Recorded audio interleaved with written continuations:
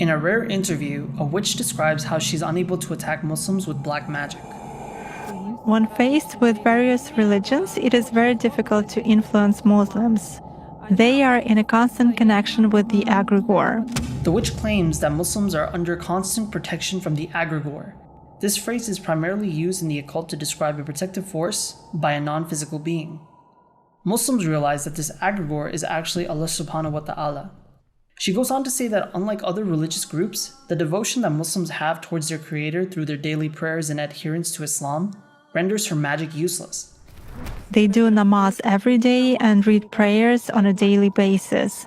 They are constantly under some kind of a dome, so it is very difficult to influence them.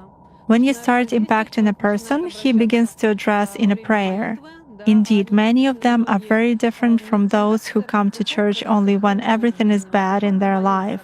They come to pray and then for 5 years they forget about God, some canons, and so on.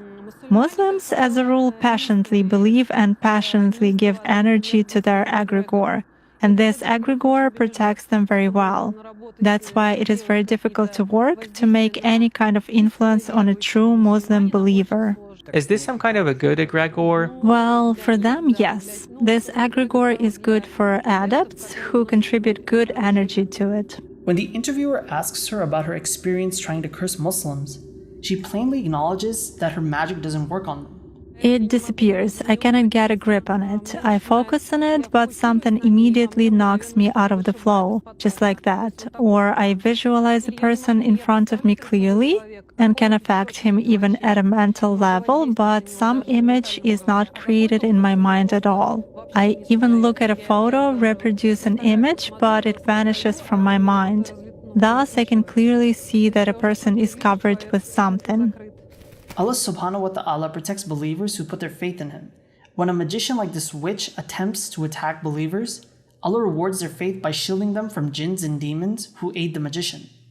What's interesting to note is that the magician being interviewed clearly states that when it comes to people who aren't Muslims, her magic begins to work. Does this only work with Muslims? It does for me. Nowadays, there are very few people among Christians who truly believe. Even those who write in their comments that God is in the soul, that they are all faithful believers, but in reality they are not.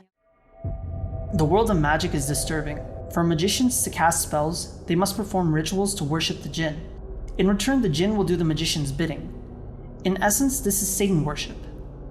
Muslims know, however, that Allah subhanahu wa ta'ala protects against such demonic forces. Reciting Quran, like Surat al-Baqarah, Surat al-Falaq, and other adhkar provide Muslims the best protection.